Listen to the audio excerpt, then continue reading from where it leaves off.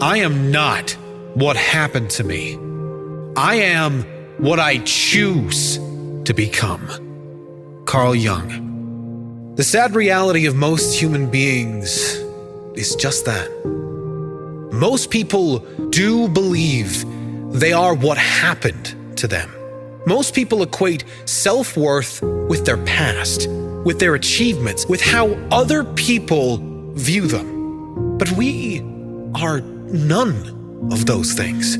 We are, as Jung puts it, who we choose to become. We are always one decision away from a completely different life. What happens to us is never a choice, but how we choose to feel about what happens is always our choice.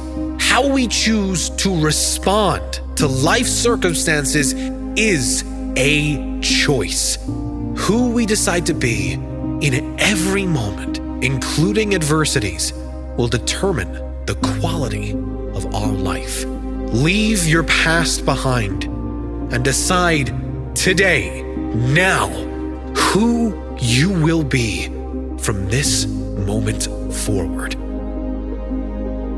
Until you make the unconscious conscious, it will direct your life, and you will call it fate. Carl Jung.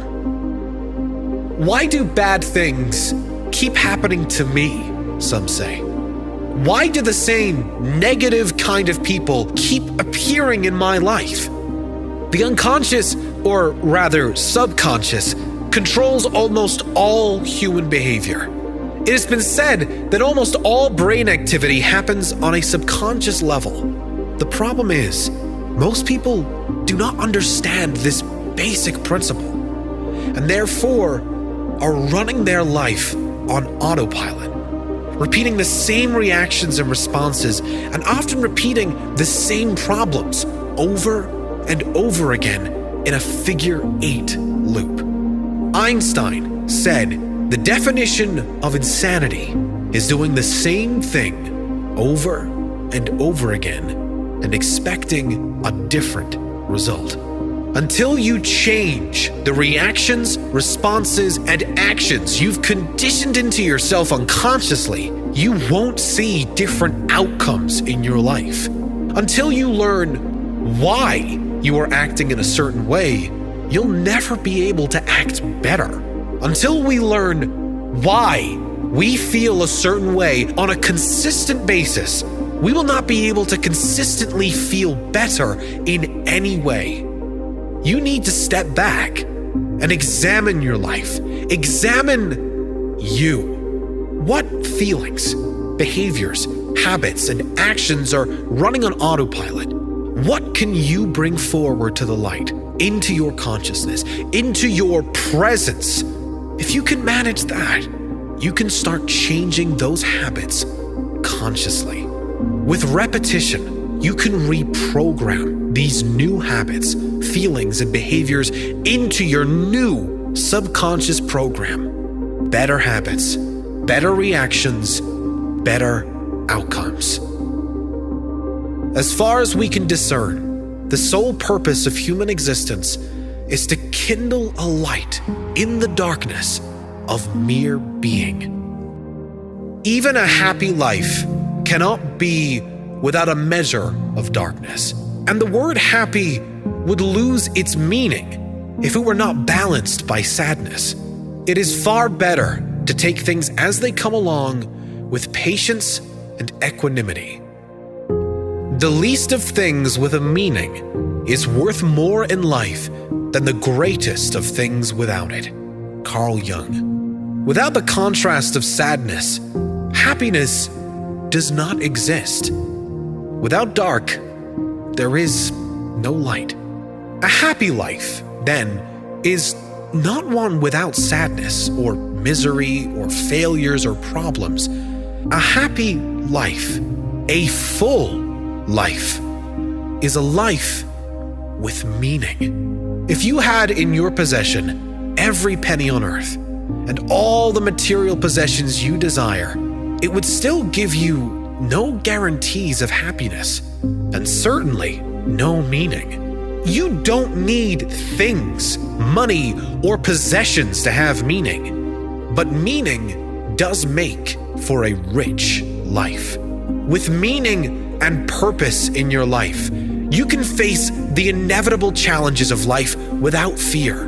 With meaning and purpose in your life, you can let go of the past because there is always a brighter future to work toward, to believe in tomorrow. Meaning and purpose give you reason to get up in the morning, enthusiasm to go about your day, purpose for living. Kindle a light in the darkness of your being. Discover who you are. Develop a life of meaning and purpose, and accept every inevitable challenge that comes your way. It all depends on how we look at things, and not how they are in themselves.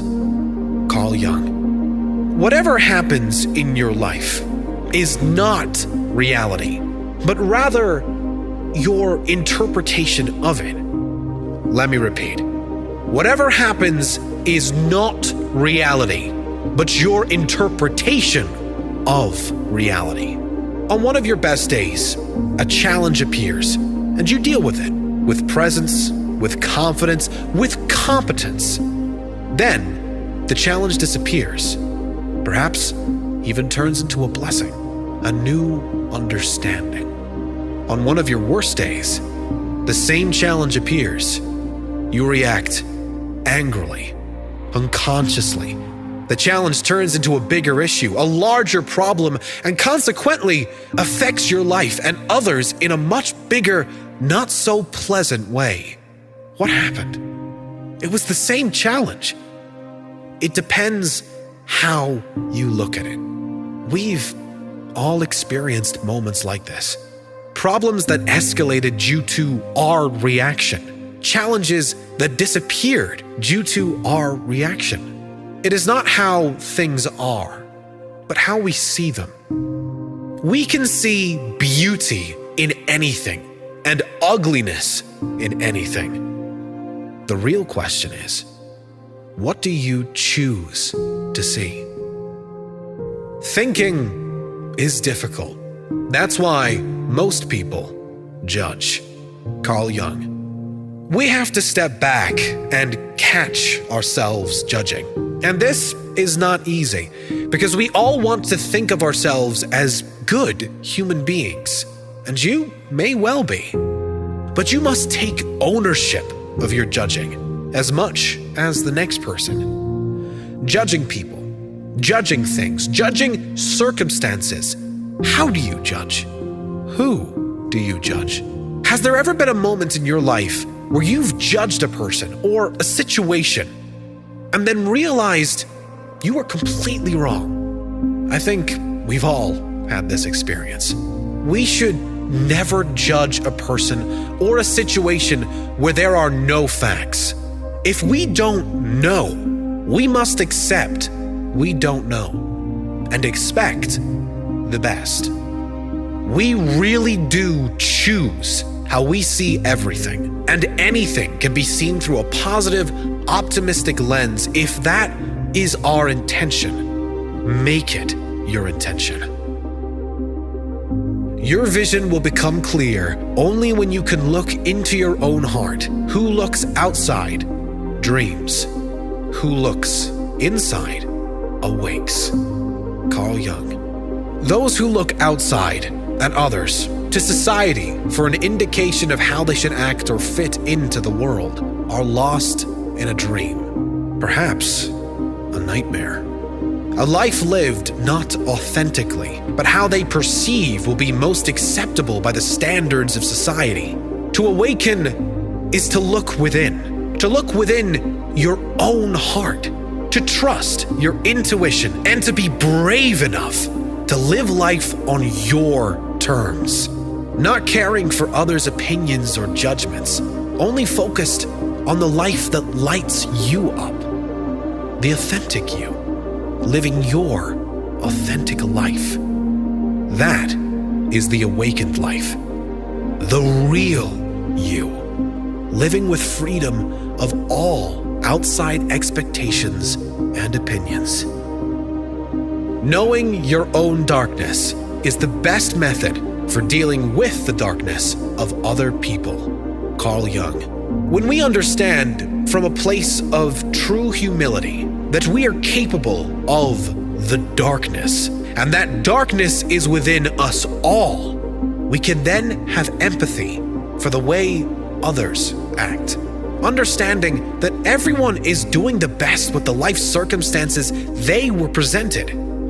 As Maya Angelou said, if they knew better, they'd do better. We've all made mistakes. And for most of us, when we stuffed up, we knew better. So we did better. We no longer wanted to hurt others or ourselves through our behavior. We learned the lesson and we moved on. For most people, the darkness doesn't hang around for long, but it should give us some compassion for others, knowing that even we have made mistakes. No one is perfect. And perhaps with the same life circumstances, we would not do any better than the other. Perhaps if we went through what they went through, we would not have the tools to do any better than they are doing. It does not mean condoning any type of behavior. It is understanding that no baby was born evil or with bad intentions. Everything that irritates us about others can lead us to an understanding of ourselves. Carl Jung. Anything that irritates you in another is likely within you or within your shadow. They are the things we are most afraid will come out of ourselves. It's like a mirror for your own personality. What irritates you in others can teach you important things about yourself. Pay attention to those things in others that irritate you. Perhaps there is something you can work on too. Where love rules, there is no will to power. And where power predominates, there is love lacking. The one is the shadow of the other. Carl Jung. And how badly do we need more love and less power in the world today? The endless seeking of power and control is due to a lack of love, a lack of connection and empathy for others. Ask yourself how you can let go of your own need for power and control, even a little, and how you can bring more love, compassion, understanding, and giving in your own world. We cannot change anything until we accept it. Condemnation does not liberate, it oppresses. Carl Jung. You are what you do, not what you say you'll do. Carl Jung. We do live in this kind of world where many people talk too much and act too little. As Jung says, you are what you do, not what you say you will do. You do not need to tell the world or tell anyone what your plans are. You can show them with your actions, with your results. That is ultimately how we are all judged anyway, on how we show up every day, who we are, what we do. Never who we say we are or what we're going to do. Less talk, more action. Leaving the need for validation behind and being who we intend to be. Doing what we want to do and letting the right people show up because of those choices.